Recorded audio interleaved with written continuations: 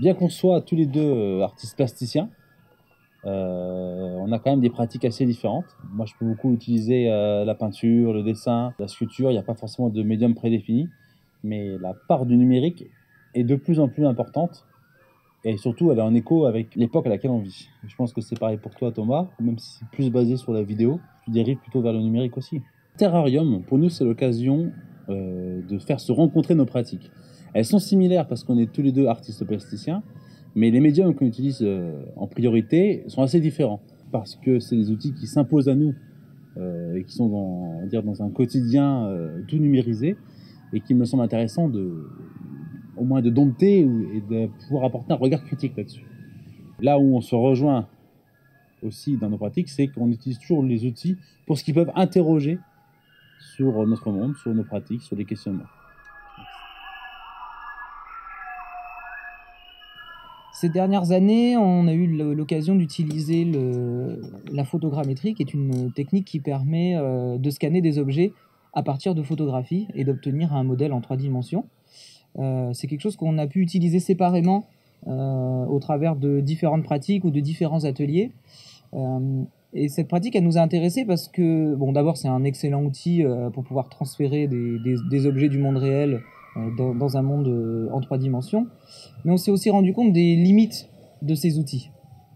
La photogrammétrie a été utilisée initialement pour scanner des petits objets, des objets du quotidien, des objets facilement identifiables, une table, une chaise. Là où aujourd'hui la technique est limitée, c'est quand on part sur des formes complexes, des végétaux ou des choses qui ont énormément de détails.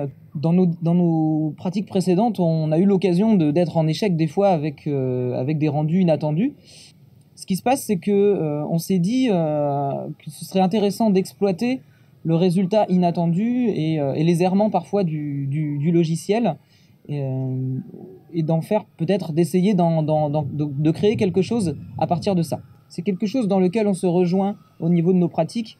C'est que même si on va parcourir des domaines parfois différents, on se rejoint toujours sur cet endroit-là où ces outils du numérique nous montrent une certaine matière. Et c'est à partir de là qu'a généré cette envie commune de travailler autour de ces éléments. Et il a fallu plusieurs années pour qu'on se dise quelle serait la manière de dompter cette fascination pour pas simplement en faire des objets juste, voilà, des objets étranges, se dire voilà, ils ont cette nature, comment on peut mettre en place un dialogue avec eux. Voilà. Par définition, c'est une question qu'on pose dans Terrarium mais qu'on s'est toujours posée.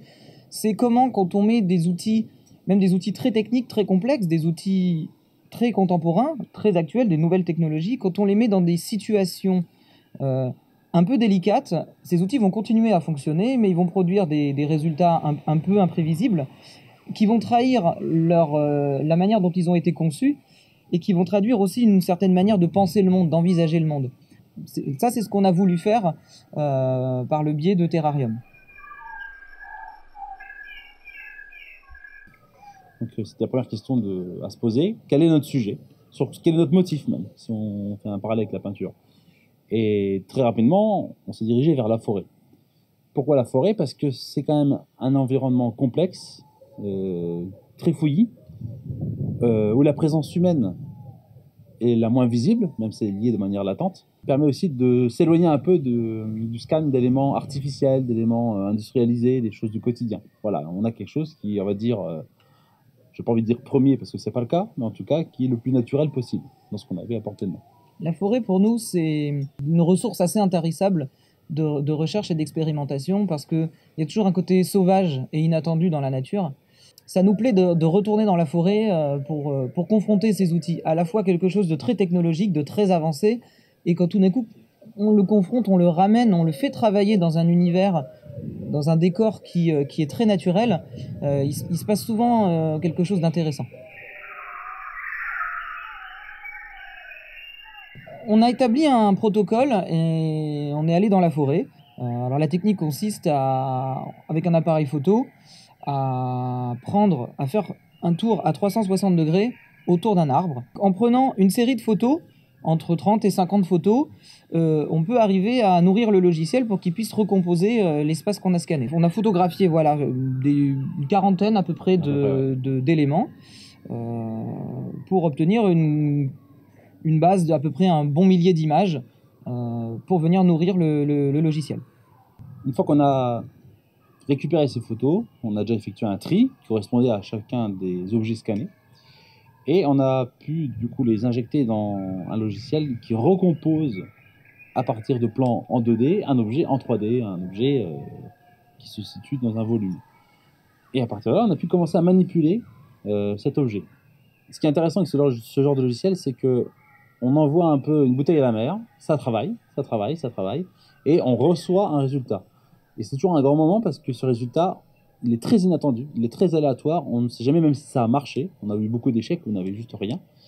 Et on a une sorte d'objet étrange qui nous apparaît et qui devient une matière première. Cet objet étrange est un objet en 3D, les photos étaient des plans en 2D, grâce à la multiplicité, on en fait un objet 3D, un modèle 3D.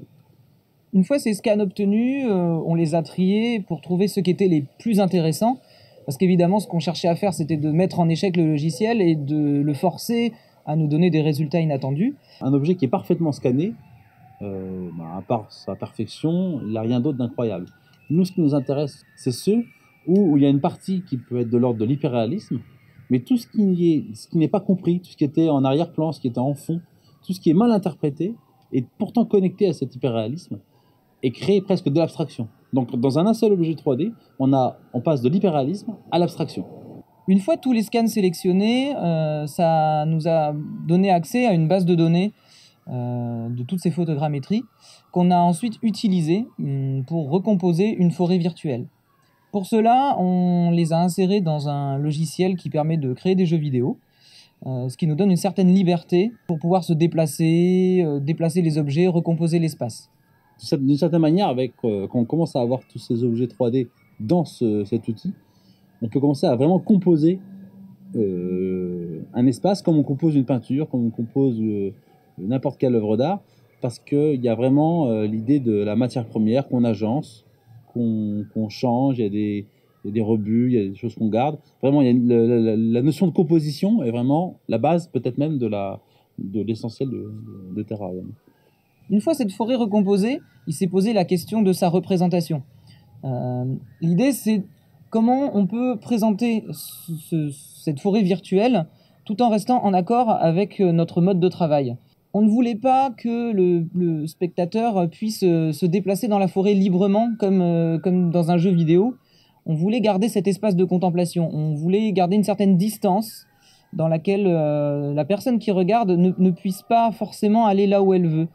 Nous avons donc opté pour un mouvement de caméra, un déplacement qui soit fluide, automatique et aléatoire.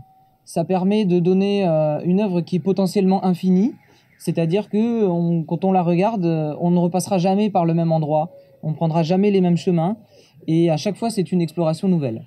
Le seul élément qu'on a laissé disponible au spectateur, c'est celui de pouvoir déplacer son regard tout autour de lui, afin d'explorer intégralement ce monde-là. Il nous a paru aussi intéressant de pouvoir proposer une œuvre numérique en temps réel qui essaye de se faire fi de la notion d'interactivité. Au final, en restreignant l'interactivité, on peut mettre l'accent simplement sur la contemplation et permettre ainsi aux spectateurs de regarder cette forêt numérique pour ses qualités graphiques et plastiques. De cette manière, le regardeur peut se retrouver dans un état similaire à celui qui serait en face d'une peinture. Certains passages de Terrarium font référence directe au médium de la peinture. Et ce qui est intéressant avec ce projet, c'est que ça nous a permis d'atteindre quelque chose qu'on cherchait depuis longtemps dans nos deux pratiques, c'est essayer de faire surgir le naturel au sein d'éléments purement numériques.